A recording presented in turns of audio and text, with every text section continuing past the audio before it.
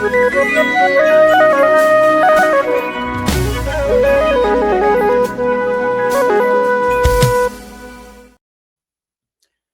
ይስጥልን እንደምን ከረማችሁ ውድ የሆርን ኮንቨርሴሽን ተከታዮች።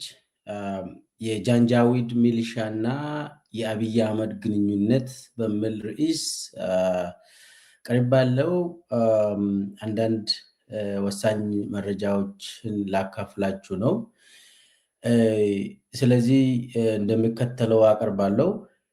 በመጀመሪያ ዙሪያ ዛሬ ሮይተርስ በራሱ ኢንቨስቲጌሽን ያወጣው ሪፖርት አለ። እሱ ላይ ሀሳቤን እሰጣለሁ። ሁለተኛ ላይ ደግሞ ጃንጃዊድ ሚሊሻ ምንነቱ እና አመጣጡ ትንሽ ላስታውሳችሁ ነው። ሶስተኛ ላይ ለምንድን ነው አብይ አህመድ ለጃንጃዊድ ሚሊሻ ማሰልጠኛ በኢትዮጵያ ውስጥ የከፈተው የሚለውን አንድ 3 ነጥቦችን አንስቼ ከውስጥም አንዳንድ መረጃዎችን ላካፍላችኋለሁ። እስከ መጨረሻ ድረስ ተከታተሉን። መጨረሻ ላይ እንግዲህ አጠቃላይ ግንኙነታቸው ምንድነው የሚለውንም አነሳለሁ። ይቅርታ፣ የአብይ አህመድ እና የጃንጃዊድ ሚሊሻ እንዴት ነው የሚገናኙት የሚለውንም ሀሳብ ሰጣለሁ። ቀጥታ ወደ መጀመሪያ ልሂድ።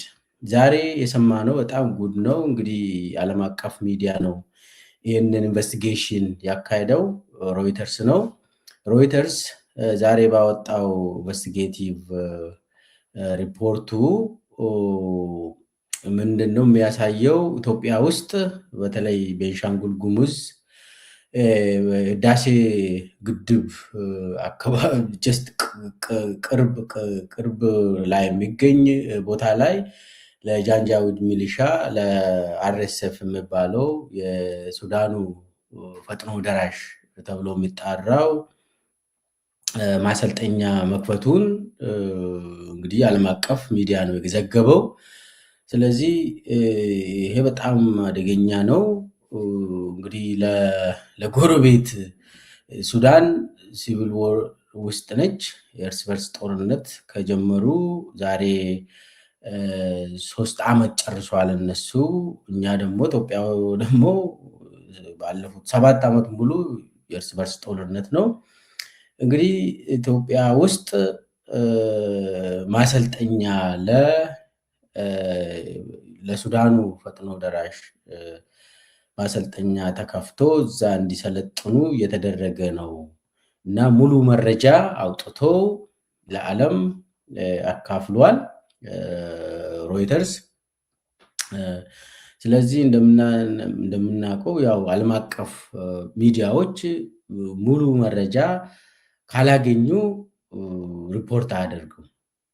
ስለዚህ እነሱ አሁን ያወጡት ከውስጥም ከመንግስት ከተለያዩ አካላት ካጣሩ በኋላ በሳተላይት ኢሜጅ ሁሉንም ነገር ኮንፈርም ካደረጉ በኋላ ነው ይህንን ለዓለም ያሳወቁት።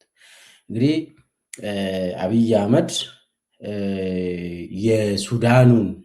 ሱዳን ውስጥ የሚካሄደውን የእርስ በርስ ጦርነት ውስጥ እየተካፈለ ነው። በቀጥታ እጁን አስገብቷል። ይሄ እንግዲህ በማን ነው? ይሄ ለምንድን ነው ይሄንን የሚያደርገው? በኋላ እንመጣበታለን። በማን እጅ ነው ይሄ ነገር እየተደረገ ያለው? ነገር ግን ኢትዮጵያ እንደ ሀገር ነው እንግዲህ አሁን የተጠራው ኢትዮጵያ ነው እንጂ አብይ አይባልም። በዓለም አቀፍ ኢትዮጵያ እንደዚህ ያደረገች ነው። አሁን ኢትዮጵያ በምስጢር የማሰልጠኛ ካምፕ ለራፒድ ሰፖርት ፎርስ ከፍታ እየሰራች ነው ሆኖ ኢትዮጵያ አብይ የሚባል ነገር አይደለም። እንግዲህ ተጠያቂው ኢትዮጵያ እንደ ሀገር ነው። ነገር ግን ይሄንን የሚያደርገው አብይ ነው። ስለዚህ አሁን በጣም ይሄ ለኢትዮጵያ መርዶ ነው። አብይም ያው ያደረገው ያው አብይ ተላላኪ ስለሆነ ያደርጋል እሱ። ነገር ግን ለኢትዮጵያ ይሄ አይበጅም። በውስጣችንም በኢትዮጵያ ውስጥም ችግሩን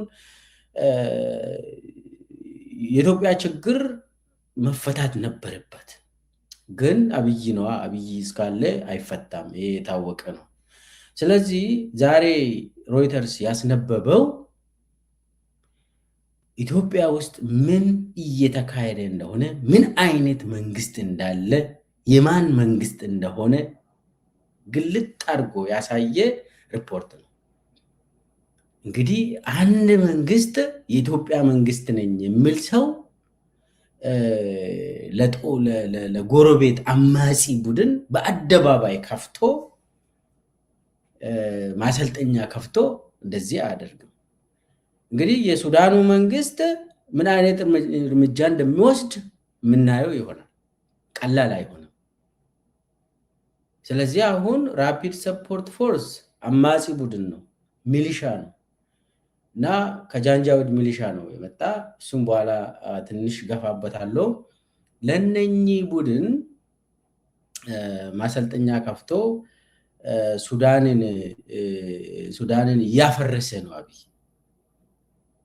ኢትዮጵያንም እያፈረሰ ሱዳንንም እያፈረሰ ሁሉንም አካባቢ ሶማሊያንም እያፈረሰ ሁሉም አካባቢ አፍራሽ ሆኖ ለዓለም ራሱን አስተዋወቀ አብይ። ይሄ እንግዲህ በተጨባጭ የወጣ ነው። ብዙ ከዚህ እንትን የምናደርገው ነገር አይደለም። በኋላ እመጣበታለሁ። ለምንድን ነው ህዳሴ ግድብ አካባቢ ይህንን ማሰልጠኛ ለውጭ ሀገር አማጺ ቡድን የከፈተው? ይህንን ማሰልጠኛ ለምንድን ነው ደግሞ ህዳሴ ግድብ አጠገብ ጉባ አካባቢ? ይሄ በሱዳኑ ድንበር አካባቢ ነው። ድንበር ላይ ነው እንደሚታዩት፣ ሪፖርቱም አሳይቷል። አሁን ህዳሴ ግድብ ጉባ የሚገኘውና ትሬኒንግ ካምፑ ምንም እዛው አጠገብ ለአጠገብ ነው። ወደ ሱዳኑ ድንበር ወደ ብሉ ናይል ክልል የሱዳኑ ክልል ይቀርባል። ለምንድን ነው እዚች አካባቢ የጦርነት ቀጠና ለማድረግ የፈለገው አብይ የሚለውም በኋላ እመጣበታለሁ። ስለዚህ አጠቃላይ ሮይተርስ ግልጥ ያለ ለዓለም አሳውቋል፣ የአብይ ማንነትን አሳውቋል። ሁለተኛው እንግዲህ ጃንጃዊድ ነው። ጃንጃዊድ ሚሊሻ ምንድን ነው? ይሄ አርኤስኤፍ የሚባለው ይሄ ፈጥኖ ደራሽ የሱዳኑ ፈጥኖ ደራሽ ተብሎ የሚጠራው ምንድን ነው? ከየት ነው የመጣ? አመጣጡስ ምን ይመስላል? ከአብይ ጋርስ በኋላ እንዴት እንደሚገናኝ ትንሽ አወራለሁ። እንግዲህ ይሄ የአርኤስኤፍ ወይ ደግሞ የፈጥኖ ደራሹ አመጣጥ ከጃንጃዊድ ሚሊሻ ነው። የመጀመሪያ ስሙ ጃንጃዊድ ሚሊሻ ይባላል። ጃንጃዊድ ሚሊሻ በ2013 ነው ስሙን የቀየረው። እንደ አውሮፓ አቆጣጠር ጃንጃዊድ ሚሊሻ የተቋቋመው ፎርማሊ 2000 ነው፣ በ2000 ነው።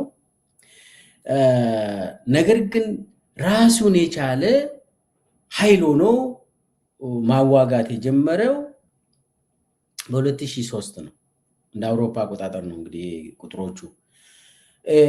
ስለዚህ መጀመሪያ ለምንድን ነው ይሄ ጃንጃዊድ ሚሊሻ የተቋቋመው? የሱዳኑ የአልበሽር መንግስት በዳርፉር አካባቢ በኮርዶፋ እና በብሉ ናይል አካባቢ የሚንቀሳቀሱ አማጺ ቡድን የነፃ አውጪ ግንባር ቡድኖች ነበሩ ሱዳን ውስጥ። አረቦች ያልሆኑ ለነፃነታቸው የሚታገሉ አብዛኛው ጥቁር ነው። ያው እዛ አካባቢ ያሉም ጥቁር ናቸው። አረብ ያልሆኑ ለነፃነታቸው የሚታገሉ ቡድኖች ነበሩ፣ በተለይ ዳርፉር። እነሱን አማጺ ቡድንን ለማጥቃት የሱዳኑ መከላከያ ሰራዊት በራሱ አልቻለም። የሱዳኑ መከላከያ ሰራዊት ምንድን ነው ያደረገው? በቀጥታ የአማጺ ቡድን በተለይ በዳርፉር አካባቢ አማጺ ቡድንን መጥተዋል። በተደጋጋሚ መጥቶ በጣም ሰብአዊ መብት ጥሰቶችን ፈጽሟል። በኋላ ላይ ምንድን ነው ያደረጉት? ስልጣንን ወደ አካባቢው ወደ አረቦች ሚሊሻ ዲሰንትራላይዝ ያደርጉት እና ይሄ ጃንጃዊድ ሚሊሻ ማለት የአካባቢ ሚሊሻ ሆኖ የአረብ ማንነት ያላቸው የአረብ የበላይነትን ለማስመለስ ብለው እንግዲህ ነው ይሄ ነው የሚታገሉት። ስለዚህ በኋላ በ2000 አካባቢ ሲያቋቁም የካርቱም መንግስት የአልበሽር መንግስት ይህንን አቋቁሞ 2003 ላይ ጸረ ሽምቅ ኃይል ሆኖ ዋና የአካባቢው ጸረ ሽምቅ ኃይል ሆኖ ቀረቡ። ጃንጃዊድ ሚሊሻ የሚባለው እንግዲህ ያስቡ፣ ጸረ ሽምቅ ኃይል። ጸረ ሽምቅ ኃይል ማለት በሌላ ቋንቋ ይሄ የመንግስት ሽብርተኝነት ማለት እኮ ነው። ኢትዮጵያ ውስጥም አብይ ጸረ ሽምቅ ኃይልን በአማራ ክልል በኦሮሚያ ክልል አደራጅቶ ህዝብን እያሰቃየ ነው። በሌላ ቋንቋ ጃንጃዊድ ሚሊሻ ኢትዮጵያ ውስጥ እየተንቀሳቀሰ ነው። እንግዲህ የሱዳኖች ሳይሆን ከዛ የወሰደው አብይ ጸረ ሽምቅ ኃይል በኦሮሚያ ክልል በአማራ ክልልም ፋኖን ለማዳከም ብሎ አማራ ህዝብን ለማዳከም ኦሮሚያ ውስጥ ደግሞ ኦኤልኤን እነሱ ሸኔ የሚሉትን ለማዳከም ብሎ ኦሮሞን ለማዳከም ጸረ ሽምቅ ኃይልን አደራጅቶ ባለፉት ዓመታት ህዝብን እያሰቃዩ ነው። ይሄ ጸረ ሽምቅ ኃይል የሚባለው በሌላ ቋንቋ የመንግስት ሽብርተኝነት ማለት ነው። በሌላ ቋንቋ አሁን ትግራይም ጸረ ሽምቅ ኃይል አግኝቷል። አሁን ምንድን ነው የሚባለው? የትግራይ ፒስ ፎርስ ጌታቸው ረዳ የሚያካሂዱት እንትን አሁን እነሱ ጸረ ሽምቅ ውጊያ ሆኖ ስልጠናም እየወሰዱ ነው ከአብይ። ትግራይ ህዝብን ለማሸበር ይሰራሉ ማለት ነው። ስለዚህ በኦሮሚያ ውስጥም በአማራ ክልልም በትግራይ ክልልም ጸረ ሽምቅ ኃይል አብይ አዘጋጅተዋል። ከጃንጃዊድ ሚሊሻ ሞዴል ነው የወጣ። አንዱ ይሄ ነው። እንግዲህ ወደ ጃንጃዊድ ሚሊሻ ትክክለኛው የሱዳኑ ወደዛ ልመለስ። ጃንጃዊድ ሚሊሻ ወደ መጀመሪያ ከአካባቢው ከአረቦች የተዋቀረ የሚሊሻ ቡድን ሆኖ ዋናው ስራው ደግሞ ለነፃነታቸው የሚታገሉትን አረቦች ያልሆኑትን የሚገል የተለያዩ ነገሮች እርምጃ የሚወስድ ኃይል ነው። አሁን ኦሮሚያ ውስጥ አማራ ተጨፈጨፈ ብሎ አብይም ያወራል።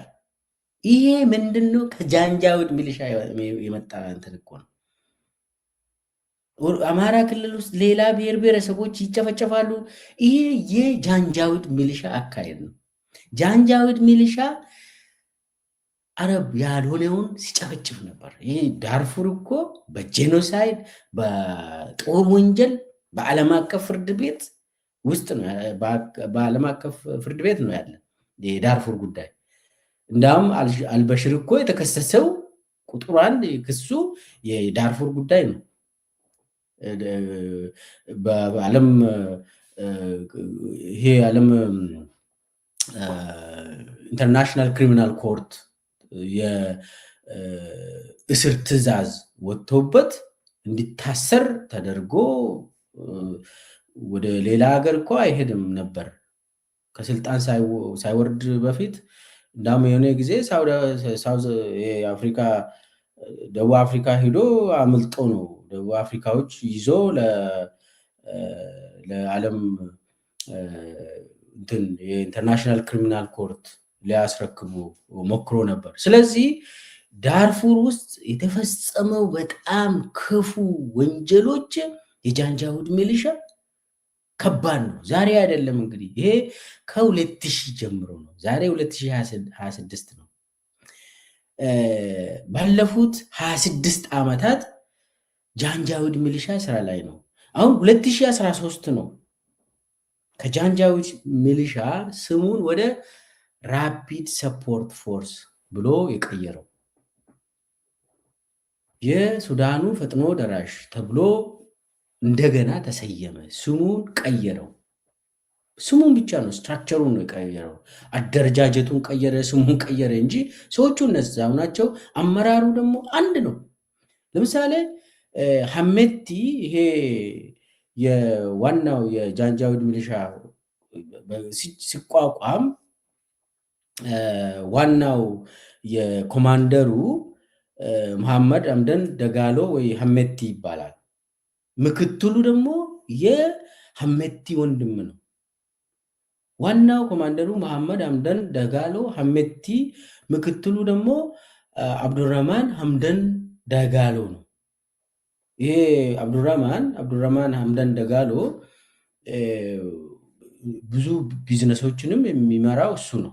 በተለይ የወርቅ ንግድ ላይ ዱባይ በጣም የታወቀ የእሱ ካምፓኒ የሐሜቲ ነው። እንግዲህ የዋናው የአርኤስኤፉ ኃላፊ ኮማንደሩ ቢዝነስ የሚመራው አልጁኔይድ የሚባል የወርቅ ቁፋሮ ላይ የተሰማራ እስከ ዱባይ ድረስ ልክ ጃንጃዊድ ሚሊሻ ከተቋቋመ ጀምሮ ነው ይሄ ነጋዴ የሆኑት። ስለዚህ አሁን 2000 ላይ ተቋቋመ፣ 2003 ላይ ስራ ጀመረ ማለት ሰው መግደል ማሰቃየት ጀመረ ይሄ ጃንጃዊድ ሚሊሻ። ከዛ 2013 ላይ ደግሞ በአዲስ መልክ ስሙን ቀይሮ አርኤስኤፍ ራፒድ ሰፖርት ፎርስ ተብሎ በአልበሽር ነው ይሄ ሁሉ አልበሽር የሱዳኑ ፕሬዚዳንት ስሙን ቀይሮ ሰው መጨፍጨፉን ቀጠለ። ዋናው ምንድን ነው? ጃንጃዊድ ሚሊሻን የሚያስታጥቀው የሚያደራጀው የሱዳኑ መንግስት ነበር፣ የሱዳኑ መከላከያ ኃይል ነበር። በኋላም አርኤስኤፍ ሲባልም እሱ ራሱ ሱዳን መከላከያ ሰራዊቱ ነው እንደዚህ የሚያደርገው። በራሱ በቀጥታ መግደል ስላልፈለገ የአካባቢውን የአረቦች ሚሊሻ እንትን አድርጎ እዛው እርስ በርስ ሰው እንዲጨረስ ሲያደርጉ ነበር። እንግዲህ በ2015 አካባቢ የመን ውስጥ ሲቪል ዎር ሲጀመር ቅጥረኛ ሆኖ በዩኤኢ ተቀጥሮ 2015 የመን ውስጥ ተሰማርተዋል እነኚህ ጃንጃዊድ ሚሊሻዎች። እንደዚህ ያለ እንግዲህ ጃንጃዊድ ሚሊሻ ጸረ ሽምቅ ተዋጊ ነው ተብሎ ያው የመንግስት አሸባሪ ድርጅት ነው ብትሉ ይሻላል፣ ይቀላል። መጀመሪያ እንደዛ ነው የተቋቋመ። ዳርፉር አካባቢ ወንጀሎችን ሰሩ እያለ በ2000 እንግዲህ 2019 አካባቢ ሱዳን ውስጥ የህዝብ እንቅስቃሴ ነበር፣ ጥያቄ ነበር።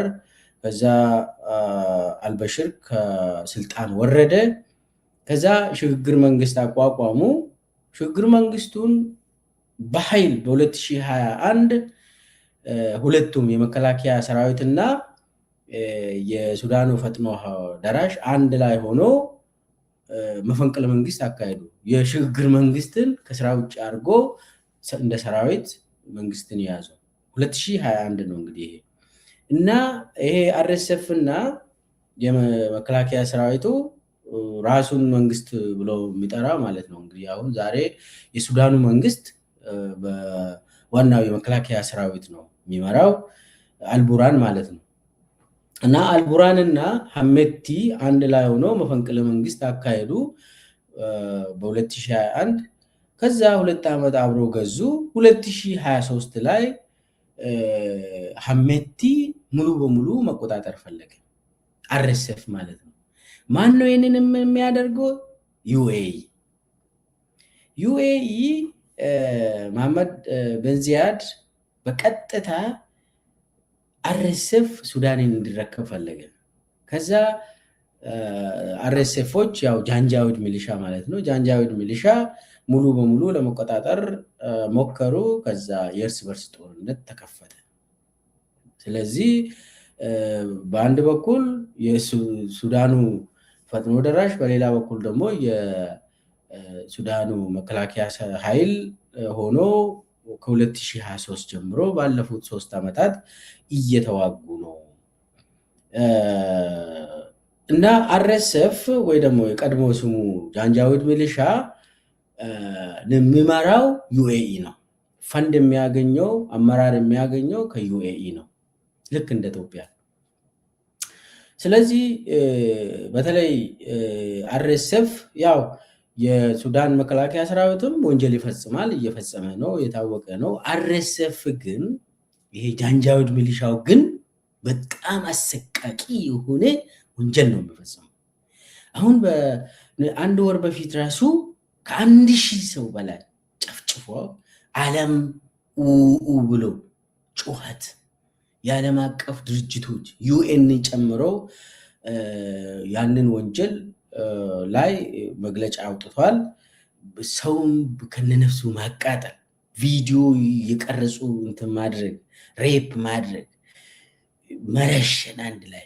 ይህ ኢትዮጵያ ውስጥ የምታዩት ፊልሙን ልክ ጃንጃዊድ ሚሊሻ አርኤስኤፍም እንደዚህ ያደርጋል። ሁለቱም ተመሳሳይ ስራ ነው የሚሰሩት። ኢትዮጵያ ውስጥ አብይ የሚያደርገውንና በተለይ ኦሮሚያና አማራ ክልል ውስጥ የሚደረገውን ነገር ይሁትና አርኤስኤፍም የሚያደርጉ ሱዳን ውስጥ የሐሜቲ ሰራዊት የሚያደርጉትን ቢታዩት ምንጩ አንድ ነው እንዴት ላላችሁ? እንዲህ ዲዛይኑ፣ አገዳደሉ፣ አቀጣጠሉ ምኑ ሁሉም ተመሳሳይ ነው። ምን ነው የሚያሳየው? ስልጠና የሚወስዱት በአንድ ሰው ነው እንዴ ትላላችሁ? እና የአርኤስኤፍ ወንጀል በጣም ከባድ ነው። ዞሮ ዞሮ አርኤስኤፍ የዩኤኢ ቅጥረኛ ነው እና የአርኤስኤፍ ወታደሮችም ከዛም አንዳንዴ ቅጥረኛ ሆኖ ይሄ መርሰነሪም ናቸው። በገንዘብ ነው የሚዋጉት። ለምን? ይሄ ወርቅ ተሽጦ ከዩኤኢ የሚመደብ ገንዘብ አለ እና አንዳንዴ ከብዙ ሀገር አደራጅቶም ያዋጋሉ እና የሱዳን ውስጥ አሁን ወርቅ ነጋዴው አርኤስኤፍ ነው። የጃንጃዊድ ሚሊሻ ኃላፊዎች ናቸው። ዋናው ኮማንደሩ፣ ምክትል ኮማንደሩ ወንድማማቾች ናቸው እና እንደዛ ሆኖ ነው እንግዲህ ይሄ ጃንጃዊድ ሚሊሻ የሚባለው አረመኔ ጨፍጫፊ ድርጅት ሚሊሻ፣ የአካባቢ ሚሊሻ ሲፈጠርም ጸረ ሽምቅ ተዋጊ፣ በሌላ ቋንቋ የመንግስት ሽብርተኝነት ማለት ነው። ስቴት ቴሮሪዝም፣ የመንግስት አሸባሪ ቡድን ሆኖ ነው የተፈጠረው። እንደዛው እያገለገለ ነው አሁን። ከዚህ ጋር ነው እንግዲህ አብይ ትምህርት የሚወስዱ የሚሰራውም ከዚህ ጋር ነው። አሁን ይሄ ሐሜቲ ነው፣ ይሄ ደግሞ አብይ አህመድ ነው፣ የምታውቁት ነው። እና አብሮ ነው የሚሰሩት፣ አብሮ ነው የሚሰለጥኑት። የሚያሳዝን ነው። እና የጃንጃዊድ ባክግራውንድ አሁን ዛሬ አርኤስኤፍ የሚባለው ፈጥኖ ደራሽ የሚባለው ባክግራውንድ ይህንን ካልኩኝ ወደሚቀጥለው ነጥቤ ሄዳለሁ። እሱም ምንድን ነው? አሁን አብይ አህመድ ለምንድን ነው ማሰልጠኛውን በተለይ ቤንሻንጉል ጉሙዝ ውስጥ የከፈተላቸው ለዚህ ለጃንጃዊድ ሚሊሻ ቡድን፣ ለዚህ ጨፍጫፊ ቡድን ለምንድን ነው አብይ እዛ አካባቢ ቤንሻንጉል ጉሙዝ ለምንድን ነው የተመረጠው የሚለውን አንዳንድ ነጥቦችን ላንሳ። በመጀመሪያ ደረጃ ያው ትዕዛዙ ኦብቪየስሊ ከዩኤኢ ነው የመጣ። ያው አብይን ፋይናንስ የሚያደርገው የአብይ አለቃ ዩኤኢ ስለሆነ መሐመድ ቤን ዛያድ ስለሆነ የአብይ ከነሱ ትዕዛዝ ለምን ሲጀመርም የመሐመድ ቤን ዛያድ ወንድም ተደርጎ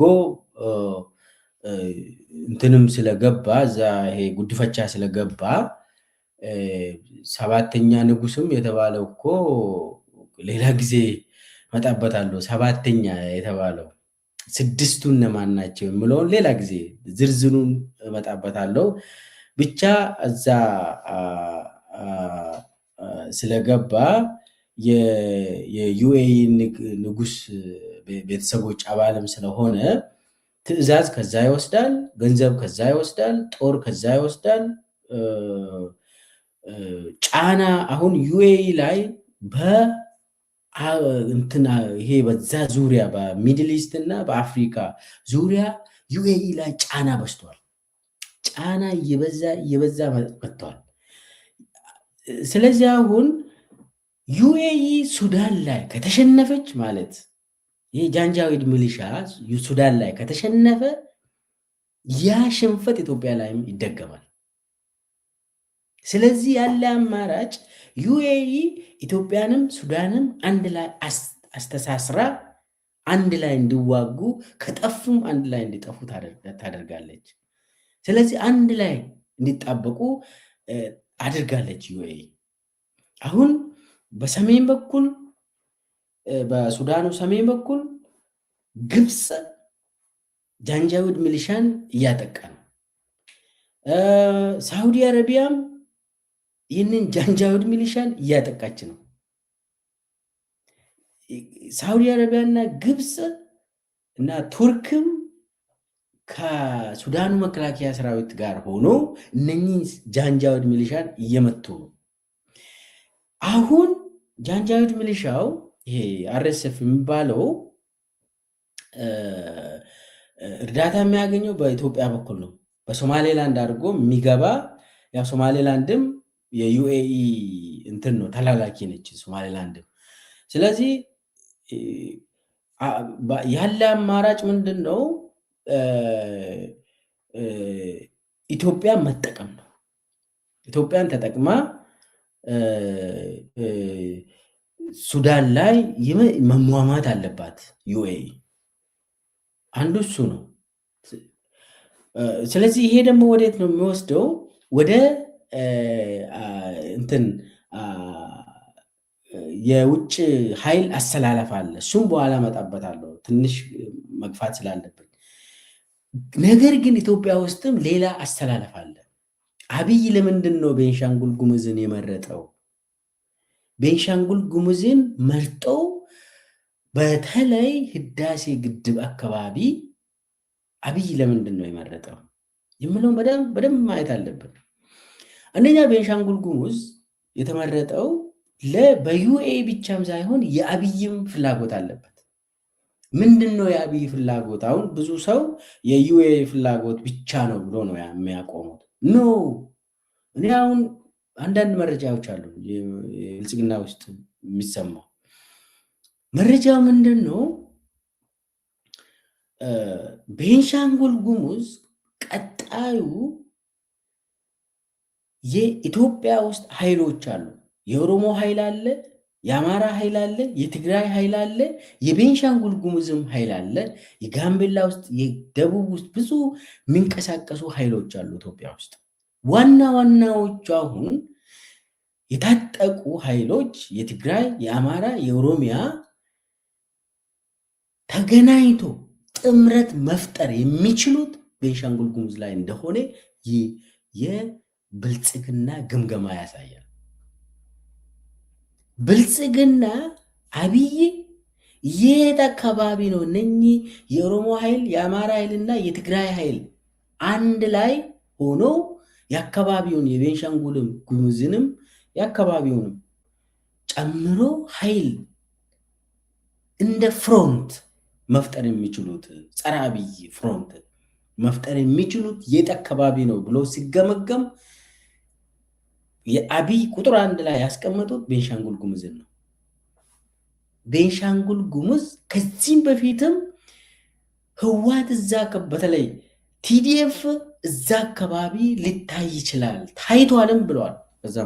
ከዚህም በፊት በጦርነቱ ጊዜ በትግራይ ጦርነት ጊዜ ቤንሻንጉል ጉሙዝ ውስጥ ቲዲኤፍ ታይቷል ተብሎ አሁን ምንድን ነው ፍራቻው? አንድ ክፍለ ጦር የቲዲኤፍ ክፍለ ጦር በአደባባይ የሚወራ በብልጽግና መንደር አንድ የቲዲኤፍ ክፍለ ጦር ሱዳን ውስጥ ይንቀሳቀሳል። የሱዳኑ መከላከያ ሰራዊት ጋር የሚሰራ አንድ ክፍለ ጦር ቲዲኤፍ እዛ ውጭ አለ የሚባል ብልጽግና ውስጥ ይወራል። እውነት ነው ውሸት ነው አላውቅም። ነገር ግን ብልጽግና ውስጥ የሚወራ ነገር ነው።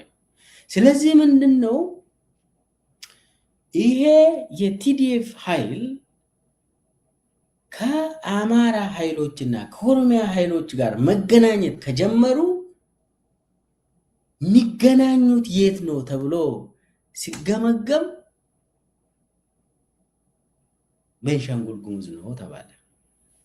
ስለዚህ ምንድን ነው ማድረግ ያለብን? ቤንሻንጉል ጉሙዝ ሙሉ የጦርነት ቀጠና መሆኑም ስለማይቀር እኛ ደግሞ የሀገር ውስጥ ያለው ኃይል ቤንሻንጉል ጉሙዝ ውስጥ የሚሰበሰብ ከሆነ ጥምረት የሚፈጥር ከሆነ ቀድመን የዓለም አቀፍ ጋብዘን ጃንጃዊድ ሚሊሻን ጠርተን እዚህ ማሰልጠን መጀመር አለብን። ቀድመን አሁን በአብይ ስሌት ይሄ የጃንጃዊድ ሚሊሻ ከሱዳን መጥቶ ቤንሻንጉል ጉሙዝ ውስጥ የሚሰለጥነው አካል ለአብይም እንደ ራሱ እንደ ራሱ ኃይልም ይቆጥራል፣ ለእኔም ይሆናሉ ብሎ።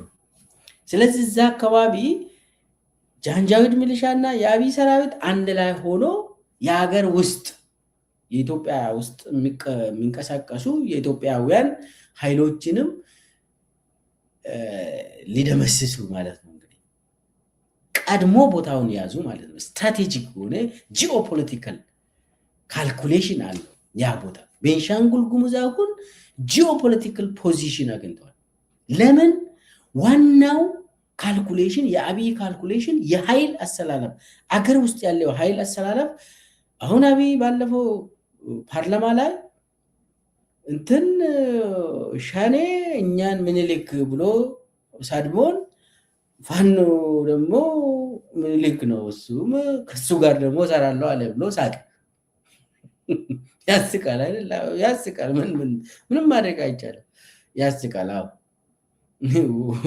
እና ዋና የኢትዮጵያ ጠላት አንድ ግለሰብ እንደሆነ ይታወቃል። እሱ ራሱ አብይም አመነ እና አብይን ከተገላገለ የኢትዮጵያ ሕዝብ ይደራደራል።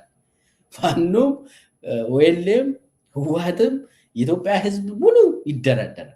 እንዴት ነው ወደፊት ኑሯችን እንዴት ነው የሚሆነው?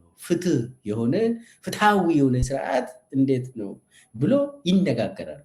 የኔ ይበልጣል እኔን ተቀበል የሚል ኃይል ከዚህ በኋላ የለም። አየና አብይ ላይ እኮ ተማር ከአብይ በፊትም ተምረናል። መማር አልቻልንም እንጂ አብይ መማር አልቻለም እንጂ። ስለዚህ አሁን ቤንሻንጉል ጉሙዝ ጂኦፖለቲካል ስትራቴጂ ሆኖ አብይ ቀድሞ ቦታውን መያዙ ነው። ብቻውን ደግሞ ይዞ መዝለቅ ስለማይችል ያለው አማራጭ ሱዳንን ጃንጃዊድ ሚሊሻዎችን ጎትቶ በማምጣት አካባቢውን ለዩኤኢ መስጠት። አሁን ቤንሻንጉል ጉሙዝ የማን ነው ብባል አጠቃላይ የዩኤኢ ሆኗል። አጠቃላይ ከህዳሴ ግድብ ጭምር ማለት ነው። እዚህ ላይ ማንም ኢትዮጵያዊ መረዳት ያለበት ቤንሻንጉል ጉሙዝ ለጂኦፖለቲካል ፐርፐዝ ተብሎ ተሽጧል።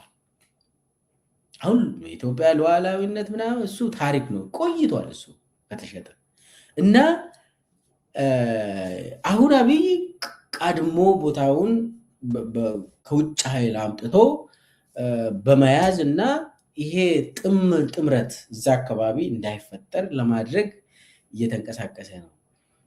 ህወሓት በተለይ ቲዲኤፍ እና ኦኤልኤ ፋኖ ቤንሻንጉል ጉሙዝ ላይ ከተገናኙ አዲስ አበባ ለመግባት ቀላል ነው የሚሆነው፣ በጣም ቀላል ነው የሚሆነው።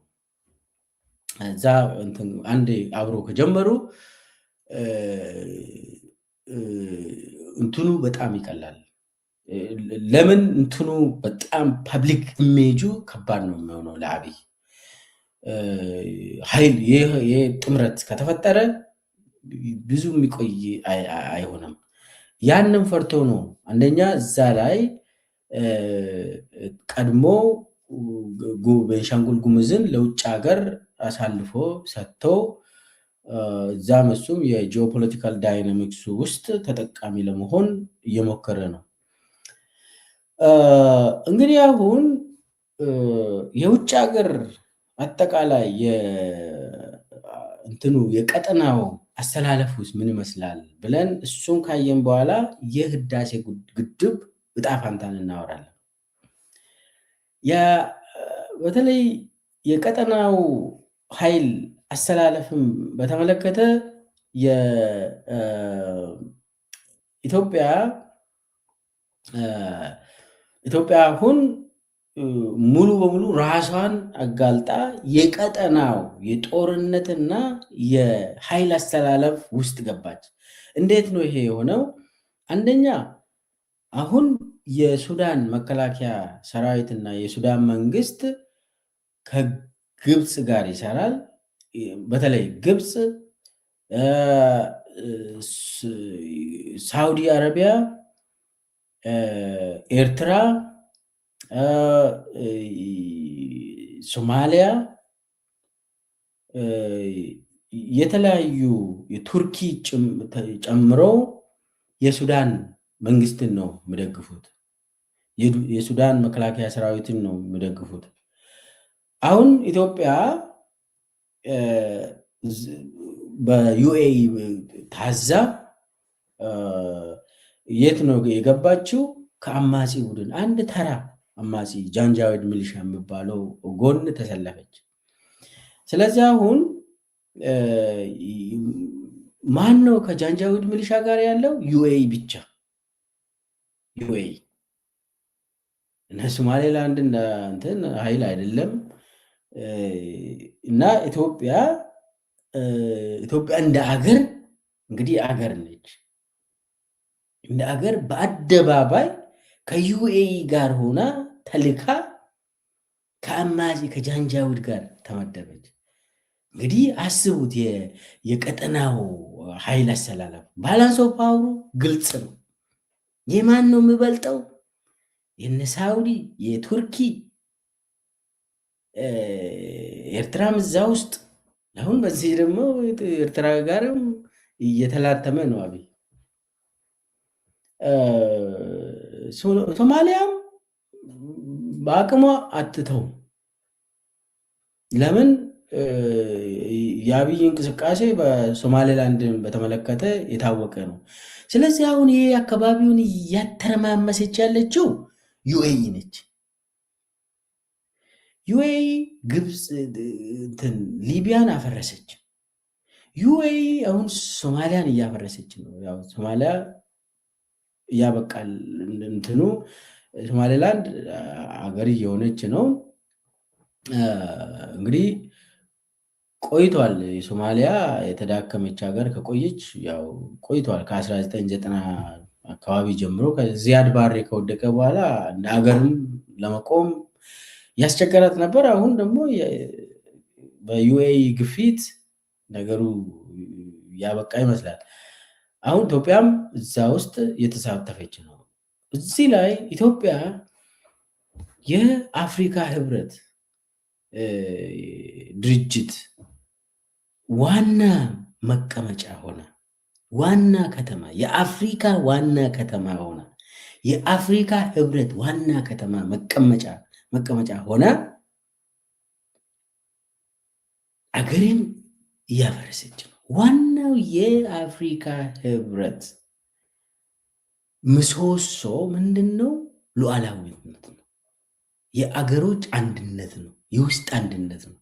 እሱን አይጥሱም። የአፍሪካ ህብረት ቻርተርም ይሁን አፍሪካ መንግስታት፣ በተለይ ኢትዮጵያ እኮ በታሪኳ በአፄ ኃይለ ሥላሴ ጀምሮ በደርግም በመለስ ዜናዊም በኃይለማርያም ደሳለኝ ጊዜም ኢትዮጵያ በሀገሮች አንድነት በውስጥ አንድነት በተመለከተ ምንም አይደራደሩ። በተለይ አፍሪካ ውስጥ ዛሬ ኢትዮጵያ የገጠማት መሪ ለአፍሪካ እንደው ምን አይነት እንደው ሽንፈት እንደው ምን አይነት ሰው እንደሆነ የታወቀ ነው። ተላላኪ፣ እንዲህ አይነት ተላላኪ መሪ ኢትዮጵያ አግኝታ አታውቅም። የዩኤ ተላላኪ ሆኖ ቁጭ አለ። ስለዚህ የቀጠናው ባላንስ ኦፍ ፓወር ይሄ እንትኑ የኃይል አሰላለፉ ግልጽ ነው። ጸረ ኢትዮጵያ ነው የሆነ። እንግዲህ ኢትዮጵያን ወዴት እየወሰደ ያለ ነው የሚታወቅ ነው። የኢትዮጵያ ሕዝብ እኮ ዛሬ ብሎ ሰውየው ማባረር አለበት እኮ። ይሄ በጣም የሚያስከፍል አደገኛ አካሄድ ነው። ኢትዮጵያ አብይን ይዛ እንደ ሀገር ከባድ አደጋ እያንዣበበ ነው። አሁን በውስጥ እርስ በርስ ጦርነትም ኢትዮጵያ ተዳግማለች። ኦልሞስት እኮ ኢትዮጵያን በተናት እኮ አብይ በተናት። ትግራይን ከኢትዮጵያ ከለያት እኮ ዛሬ ስንት ዓመት ነው? ዛሬ ደግሞ ሌላ ትግራይ ላይም ጸረ ሽምቅ ተዋጊ ብሎ የትግራይ ፒስ ፎርስ ብሎ ያደራጀው ሀረመሬት ገለመሌ ተከዜ ፎርስ ምናምን ተብሎ የሚደራጀው ከባድ ነው። ትግራይ ላይ ኦሮሚያ ደቋል።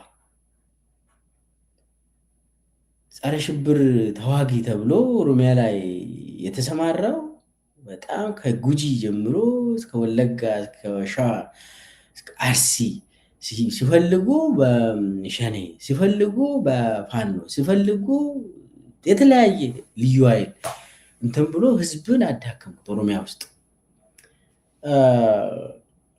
ስለዚህ አሁን በውስጥም ኢትዮጵያን እያዳከመ አሁን ደግሞ የውጭ ከባድ የሆነ አደጋ ኢትዮጵያ ላይ እያንዣበበ ነው።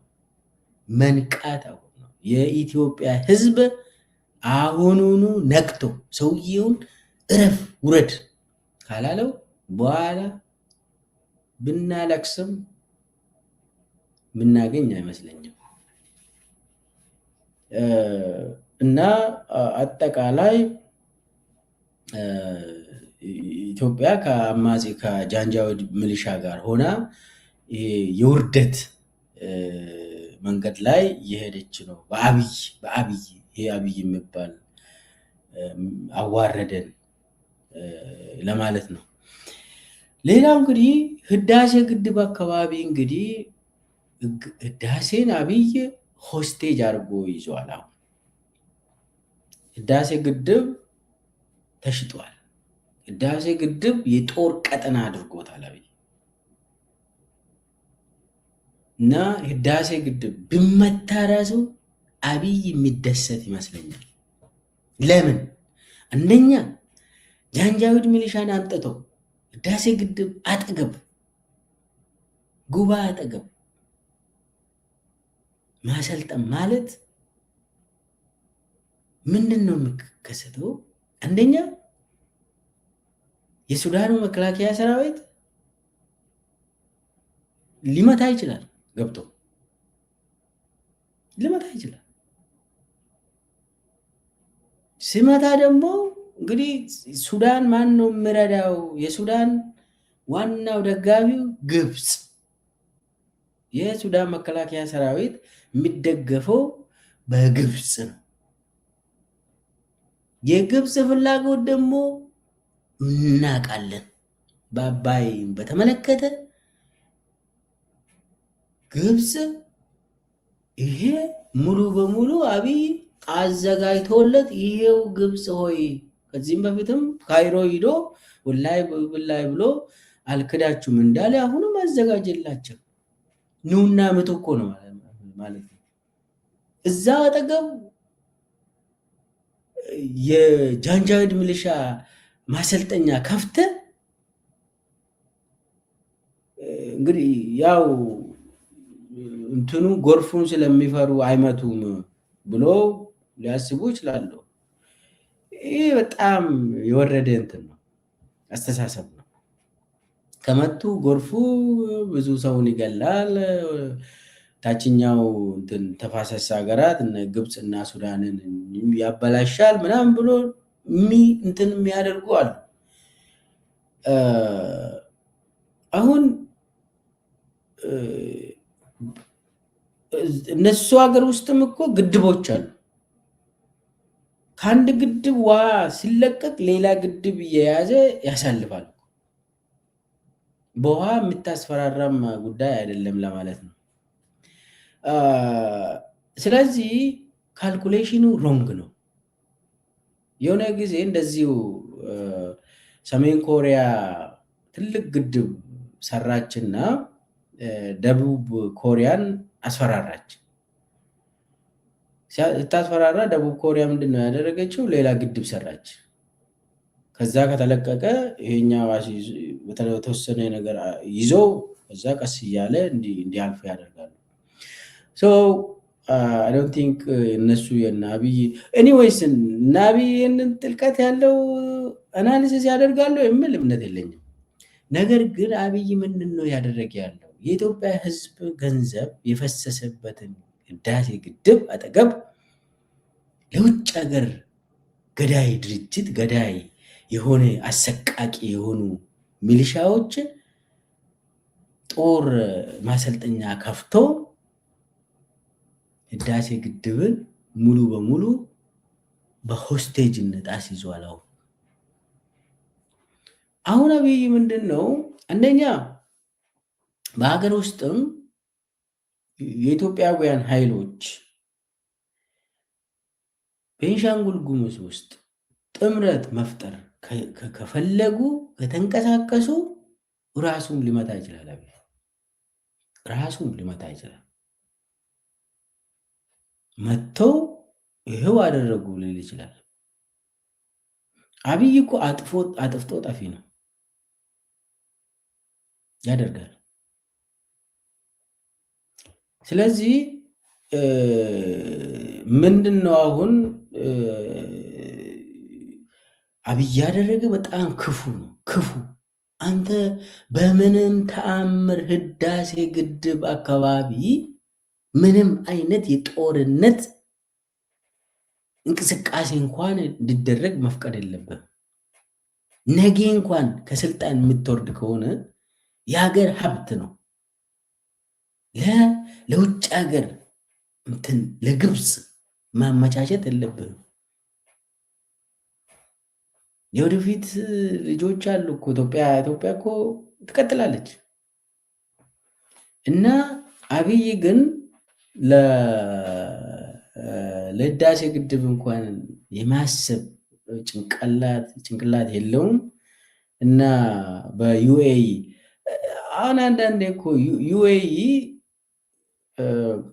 እኮ በአንድ በኩል ግብፅን ትረዳለች። እዚህ ላይ ግልጽ መሆን አለበት።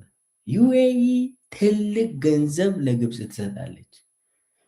ለኢትዮጵያ 1 ቢሊዮን ከሰጠች ለግብፅ ደግሞ 2 ቢሊዮን ትሰጣለች። እንደዚህ ነው የምታደርገው። ለግብፅ 30 ቢሊዮን ገደማ ሰጥታለች እስካሁን ለአልሲሲ። ለኢትዮጵያም ወደ 15 አካባቢ ቢሊዮን ሰጥቻለሁ ብላ ታወራለች ግብፅ ዩኤኢ። እና በጦርነት ምክንያት በተለያየ እንትን ከግማሽ በላይ ነው ለግብፅ የሚሰጠው። ስለዚህ እዛ አፍ ማስያዣ ጉርሻ ግብፆች እንደዚህ የሆነ ጥያቄ ሲያነሱ ጉርሻ ትሰጣለች በቢሊዮን። ከዛ ኢትዮጵያ ደግሞ ትንሽ ጠብ ታደርጋለች ለኢትዮጵያ ለአብይ። እንደዚህ እያደረገች ነው የምትሄደው። አሁን የዩኤኢ ኢንጂነሮች የዩኤኢ ሙያተኞች እኮ አብዛኛው ግብጾች ናቸው። የሚገርም እኮ ነው። አሁን የአብይ ቤተ መንግስት የሰሩት ግብጾች ናቸው፣ የዩኤኢ ሰራተኞች ነው። ግን አብይ ምንም እንትኑ አይደለም።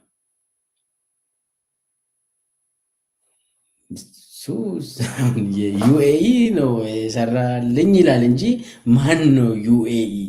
ዩኤኢ ህዝብ የዩኤኢ ህዝብ ወደ 11 ሚሊዮን የሚሆኑ ሰዎች ህዝብ ነው የምኖሩት። ከዛ ውስጥ 1 ሚሊዮን ብቻ ነው ዜጋ። 1 ሚሊዮን ብቻ ነው የዜጋ ወደ ከ11 ሚሊዮን ወደ 10 ሚሊዮን የሚጠጋ ህዝብ የውጭ ሀገር ዜጋ ነው እና ሰራተኛ ሆኖ ዩኤኢን የሚያገለግሉት 1 ሚሊዮን ብቻ ከ11 ሚሊዮን ህዝብ። ስለዚህ አሁን ኢትዮጵያ ውስጥ ገብቶ የዩኤኢ ኮንትራክተሮች፣ የመከላከያ ኮንትራክተሮች፣ የኢንተለጀንስ ኮንትራክተሮች የግድ ዩኤኢ ሰው ናቸው ማለት አትችሉም። ከሌላ ሀገር የገቡ የተለያዩ ዜጎች ሆነው ዩኤኢ ውስጥ የሚያገለግሉ ናቸው እና እንደዚህ አይነት ኢትዮጵያን አሳልፈው የሰጠ ራሱንም ሰጠ። ራሱ ያው ዩኤኢ ስለሚገባ ምንም እንትኑ ደንታው አይደለም። ግን ኢትዮጵያ ሙሉ በሙሉ ሉዓላዊነቷን አሳልፎ ለነሱ ሰጠ። አሁን ቤንሻንጉል ጉሙዝ ውስጥም እየተካሄደ ያለው ከህዳሴ ግድብ ጋር ተያይዞም ያለው አብይ አሳልፈው ሰጥቷል። ስለዚህ የኢትዮጵያ ህዝብ በፍጥነት ይህ ነገር እልባት እንዲያደርግ ሰውየው በቶሎን እንዲለቅ ካላደረገ መዘዙ ከባድ ነው የሚሆነው። ኦኬ መጨረሻ ላይ እንግዲህ ምንድን ነው አንድ የሚያደርጋቸው በተለይ ይሄ ጃንጃዊድ ሚሊሻ እና የአብይ አገዛዝን ምንድን ነው የሚያደርገው? አንድ የሚያደርገው ለምለው ጥያቄ አንደኛ ሁለቱም የዩኤኢ ቅጥረኞች ናቸው። የአብይ አገዛዝም ጃንጃዊድ ሚሊሻ አገዛዝም የሐሜቲም አብይም የዩኤኢ ቅጥረኞች ናቸው። በዩኤኢ ፈንድ የሚደረጉ ናቸው። ትዕዛዝም ከዩኤኢ ነው። የሚኖሩም በዝርፊያ ነው፣ በግድያ ነው፣ በተመሳሳይ አካሄድ ነው። በጦር ወንጀል ተከሰዋል። ሁለቱም ሰውም በአደባባይ በማቃጠል በመረሸን ቪዲዮ እየቀረጹ በማሳየት ሁለቱም ተመሳሳይ ስርዓት ነው የሚያራምዱት እና ተጠሪነታቸው ለዩኤኢ ነው። በጭካኔ ይመሳሰላሉ፣ ግንኙነት አላቸው እና አብይም ዞሮ ዞሮ ሲጠፋ ካመለጠም ወደ አቡዳቢ ነው የሚገባ። ሐሜቲም ሲሸነፍ አቡዳቢ ነው የሚገባ፣ ዩኤኢ ነው የሚገባ። ይሄ የጃንጃዊድ ሚሊሻው ኮማንደሩ ማለት ነው። የጃንጃዊድ ሚሊሻ ምክትል ኮማንደሩ ኦልሬዲ እዛ የሚያከማቹት የወርቅ እንትናቸው እና ሁለቱም አፍራሽ ናቸው። የአብይ አገዛዝም አገርን ያፈርሳሉ፣ ጃንጃዊድም አገርን ያፈርሳል፣ እያፈረሰ ነው። በአይዲዮሎጂም ይመሳሰላሉ። ጽንፈኞች ናቸው ሁለቱም። የአብይም አካሄድ ጽንፈኝነት ነው። ስልጣንን በተመለከተ የጽንፈኝነት አላቸው። ማንነትም የአካባቢውን ማንነት አይቀበሉም ሁለቱም። ጃንጃዊድም አካባቢው ነፃነት የሚታገሉትን ነው መጀመሪያ ጃንጃዊድ መግደል የጀመረው። ስራውም እኮ ጸረ ሽምቅ ተዋጊ ሆኖ ነው። ይህ መንግስት አሸባሪ ድርጅት ሆኖ ነው የተቋቋመው ጃንጃዊድ። በተለይ አብይም እኮ ባይዘይ እዚህ ላይ አንድ ታሪክ አለ። አብይ መጀመሪያ ወደ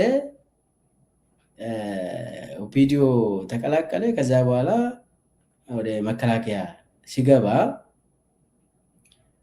ወለጋ ውስጥ ነው የተመደበ።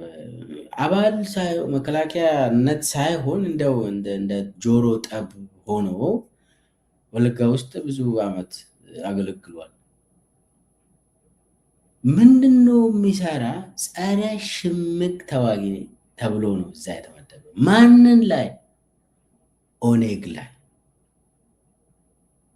አብይ አይኑን የከፈተው እጁን መግደል የጀመረው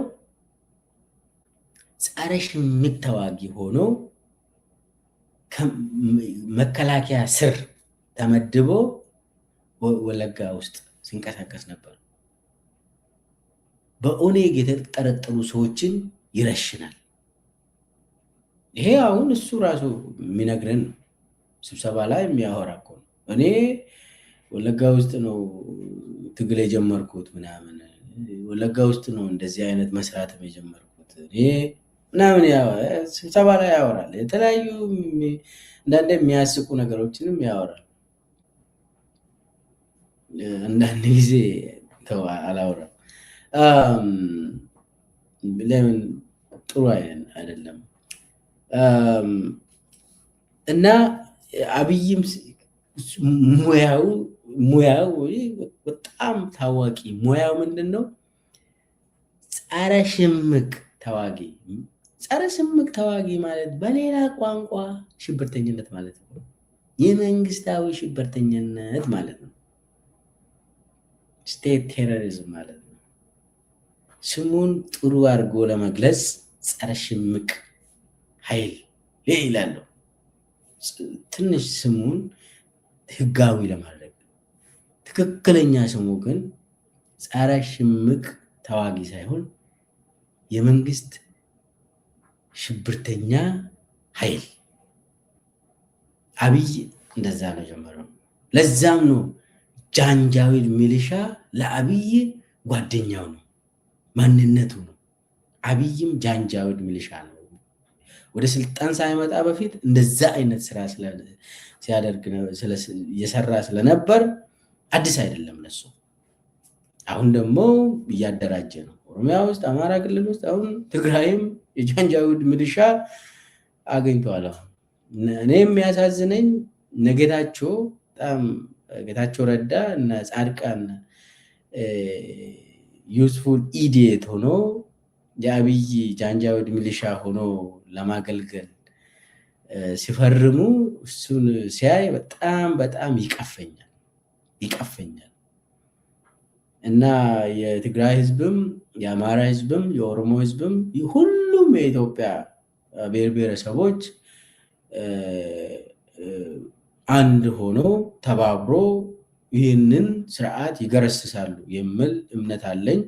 ኢትዮጵያን ከውርደት ያወጣሉ የሚል እምነት አለኝ። በግልጽ በአደባባይ አንድ ላይ ጥምር ፈጥሮ ተደራድሮ ለኢትዮጵያ መልእክት መስጠት ያስፈልጋል። ተስፋ መስጠት ያስፈልጋል። አንድ ኃይል ብቻውን ሆኖ ኢትዮጵያ መግዛት አይችልም። አማራ ብቻውን፣ ኦሮሞ ብቻውን፣ ትግራይ ብቻውን ሆኖ ኢትዮጵያ መግዛት አይችልም። ሁሉም እንዲሳተፍ ማድረግ ያስፈልጋል። ሁሉን አቀፍ አመለካከት ያስፈልጋል። ጥምር ያስፈልጋል። አብይም የሚፈራው ይሄንን ነው። ለዚህም ነው ደፋ ቀና የምለው አብይ በትኖ ለመሄድ ያ ቀን ሳይደርስ አብይ በትኖ ሳይሄድ ቶሎ ቀድመን አገሪቷን ወደ ሰላም እንድትሻገር የማድረግ አቅምም ኢትዮጵያውያን አላቸው፣ ጉልበትም አላቸው፣ ምኞትም ስላላቸው ለዛም ደግሞ ኮሚትመንትም አላቸው ኢትዮጵያውያን። ያንን ደግሞ ይፈጽማሉ፣ ያደርጋሉ ብዬ አስባለሁ። የጃንጃዊድ ሚሊሻ እና የአብይ አህመድ ግንኙነት ብዬ ይዤላችሁ የቀረብኩትን ለዛሬው በዚሁ አጠናቃለሁ። ስላዳመጣችሁኝ አመሰግናለሁ። ሰላም ሁኑ።